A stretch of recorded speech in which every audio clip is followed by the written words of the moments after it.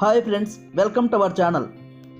సినిమాకు ఏదో కొత్తదనం చూపించాలనే తపనతో డిఫరెంట్ కంటెంట్ సినిమాలతో మంచి క్రేజ్ అందుకున్న నటుడు విశ్వక్ సేన్.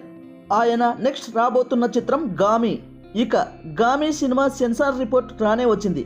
అదేంటో తెలుసుకునే ముందు ఈ వీడియోను పూర్తిగా చూసి నచ్చితే లైక్ చేయండి. ఇక ఈ సినిమా ఫస్ట్ లుక్ టీజర్తోనే పాజిటివ్ వైబ్రేషన్ క్రియేట్ చేసింది. గామి సినిమా మొదట చిన్న సినిమాగా మొదలై ఆ తర్వాత ప్రమోషన్స్ కంటెంట్తోనే మంచి హైప్ క్రియేట్ చేసుకుంది. ఈ వారం గ్రాండ్గా ఈ మూవీ థియేటర్లోకి రావడానికి సిద్ధంగా ఉంది. తప్పకుండా ఈ సినిమాలో కంటెంట్ మాత్రం హై విజువల్స్తో ఆకట్టుకుంటుందని ట్రైలర్ చూస్తూనే అర్థమైపోయింది. ఇక ఈ సినిమాకు విశ్వక్ కూడా బడ్జెట్ కారణాల దృష్ట్యా రెమ్యునరేషన్ కూడా తీసుకోలేదట. ఇక గామి సినిమా ఎలా ఉండబోతుందనే విషయంలో చిత్ర యూనిట్ ఇప్పటికే ఒక క్లారిటీ ఇచ్చింది. ఇందులోని హీరో ఒక అఘోర పాత్రలో కనిపించబోతున్నాడు.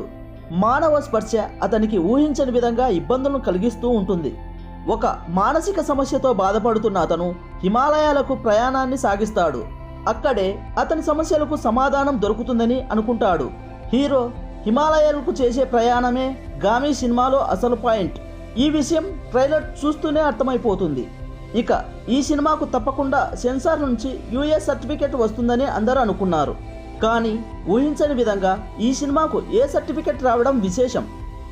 ట్రైలర్లో అయితే మరీ ఆరెంజ్ సీన్స్ కనిపించలేదు. కానీ ఇప్పుడు సెన్సార్ నుంచి ఈ సినిమాకు కేవలం పెద్దలకు మాత్రమే క్లారిటీ రావడంతో మరింత ఆశ్చర్యాన్ని కలిగిస్తోంది.